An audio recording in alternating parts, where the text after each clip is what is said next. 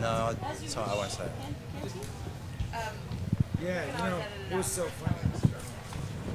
We broadcast you at our station live, as you know. You played the extra bucks version of. No, you played it. No, on live. Oh, live, yeah. I might dip in there, yeah. It was like in the live broadcast. It was like fucking and fucking and fucking and fucking and fucking. It was like a world record on the radio. The most amount of fucks you've ever. Yeah, it was like 40 fucks. Or at least I got down in history for something. 2 minutes. Yeah. It's like fucking and fucking and fucking and fucking. It was awesome. You should have seen the freak out back at the headquarters. They'd have their finger on the bleep button. For like well, you can only bleep it once, and then after that, that's all you got. You shot your wad. So it was like, ready? Yeah, I'm ready. Okay. What was I gonna say? Okay. I'm Bradley J. backstage at Woodstock '99. There's a lot of cool people rolling through here, but none cooler than Norman Cook, Fatboy Slim. How are you, buddy? Thank you. I'm very lovely to see you again, Bradley. Thank you. First of all, I have to tell you that I have gotten so many free beers because you put me on the album. I went over to Glastonbury, and of course, I go, I'm on the Fatboy Slim album. And they're like, really? Let me buy you a pint. It would have been nicer if we actually given you the cash in the first place. Wouldn't it? No, that's fine. I don't have to skank beers off people all That's the time. fine. Sorry about that. When I went to see you last time in Boston, it really struck me that, like no other dude, you make everybody horny as hell. Horny? Horny.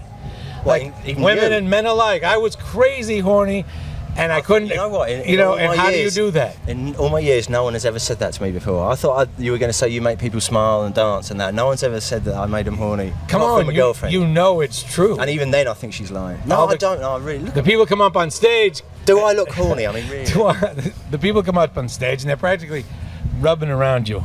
I must admit, actually, there's something about Americans that I get to see a lot of breasts when I'm on tour. Well, Americans are repressed, and any chance they get. No, they're not repressed at all. Any chance they get, though. They get them. They whap them out Any as soon as you excuse, look. they whap them out. Are you going to invite people up on the stage here, or are you on a stage per se?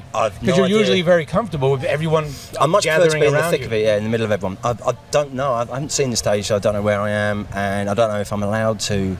I mean, some nights it's we kind of try and get everyone up on stage, and all the crew and everyone go, no, you can't do this. Right. It's like that's right. Come on up. Courtney Love did that too. Come on up. I mean, I'll probably have a bash. I'll have a go. I'll have a go, and if they let me, I'll probably. If you're gonna have a go, this would be the place. Yeah, right. Now, plus it's what they're gonna do, fire me. Right. With all these horny girls so close to you, how do you manage to stay monogamous? I mean, you have a sweetheart. It must be a really difficult thing. No, not at all. No, I don't know. Well, like I said, I've never noticed it before. But I'm always working. So the thing is, when you're a DJ, right? When you're a band, you play the show, and at the end of the show, there's all girls hanging around. Right. But when you're a DJ, you normally play kind of right to the end. So by the time you've finished, everyone's gone home. Well, yeah, but you are so good at this that you can look around while you're doing your thing. Don't try to convince me that you're so wrapped up in what you're doing. I look, but I don't touch. That's all I'm saying. All right. When you're playing, who are you playing for? The guys or the girls, and why? The girls, definitely. Because? Not because I'm trying to get laid. Right. Just because I think girls have got a more genuine kind of appreciation of music, and they kind of dance because it's good rather than it's just like the right record, and they don't care what the name of the record is or whatever. But also, if you can get the girls dancing, then the guys dance as well because they're trying to dance with the girls. Whereas if you get the blokes dancing, the girls all go off in the bar and go, don't they look stupid doing that? Right. Girls are better dancers as well, I reckon. Absolutely. You've got a lot of mileage out of you. You've come a long way, baby. Yeah. And coming to the end of that road. You? This is my last American show before I start the next album. And I'm getting married in 3 weeks, so I've got going to Ibiza for a week, and I've got one more show in England, and then that's it for the next 6 months. I'll be doing the album. Okay, so you'll get married, have a honeymoon, and then you'll start working on the album.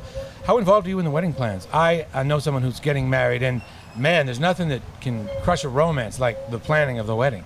Well, I'd like to think I kind of have an equal say in like how we do it and who comes and stuff like that. But there's so many details. That basically, because both of us are so busy at the moment, we've kind of been leaning on our friends and PAs and that to kind of sort things out for us. Because I'm kind of doing this right up until I think I've got 10 days off before the wedding, and those 10 days probably I'll be kind of going, oh no, the flowers and the music and whatever. Right. But we're sort of paying other people to do most of the sorting out just because we're working all the time. Are you going to have a DJ?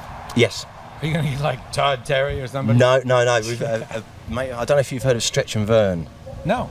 They're kind of English kind of house act, but Stretch is a really good friend of mine, and he's the only DJ that would be like, is it all right if you just play really crap wedding music rather than cool music? Because any other DJ, because like, you know, the Chemical Brothers are going to be there, and Underworld are going to be there, and it's like, you imagine any DJ going, right, oh, these cool people here, I've got to play really cool house music. Well, the only and we want to hear like the wedding favourites, and we want everyone to get silly and dance, and I want to, you know, I want to get my nan dancing and my auntie dancing and that. So the DJ's been instructed just like to play silly wedding records rather than cool, you know. Right. Your record is very successful, like crazily successful. Do you attribute some of that to the fact that you have a structural sensibility from being in a band? Sorry about that. What's structural sensibility? I mean, okay. The fact that you made songs and not just pieces of sound. Yeah, probably. I mean, I think I've got more of an understanding of kind of pop music than a lot of just kind of straight DJs. But I think it's more to do with the fact that I love a good chorus. You know, I love a good hook line, and whether it's pop music or dance music or rock music, you know, if you can get that hooky bit that they all remember, then you kind of you've got a head start on everybody else. Right. I think that it gives you a sense of timing. Yeah. In a pop song, there's a time factor. People get bored after a short time. Yeah, I mean, I do kind of construct the songs in the same way that a pop song would be, like verse, chorus, solo, middle eight, repeat verse, and fade. Right. Ish. What's more important, technical ability or just musical taste? And why? Musical taste. Yeah. I'm the living embodiment of that. I've got absolutely no technical ability whatsoever. No, I think just the taste, an ear for what other people like, and a ability not to take yourself too seriously, I think goes a long way. Right. Technical ability doesn't matter at all. I know some brilliant musicians who starve, and I know and am an awful musician who does well. Right. So like technical ability doesn't matter at all. When you were in the band, of course, you had to hump a lot of gear around, and you did all the band thing. How sweet is it to do what you do now? It's and better than sex. Give me an idea of how easy your life is compared to a guy in a band.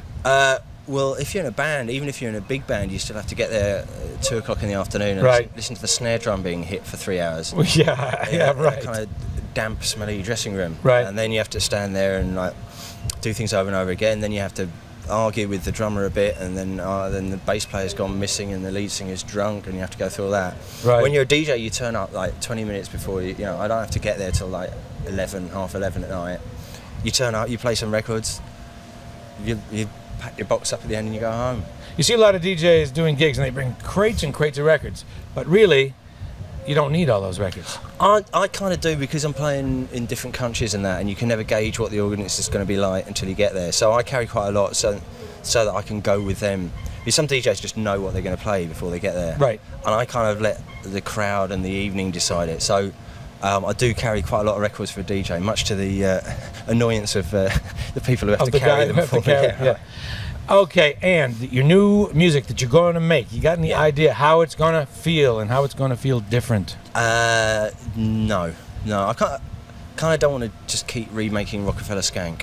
Okay, That's about all I know. Okay, Fatboy Slim, Woodstock, I'm Bradley J. Thank you. And lovely to see you again, darling. Likewise. Take care. Nice. Yeah, can I be in too? Sure.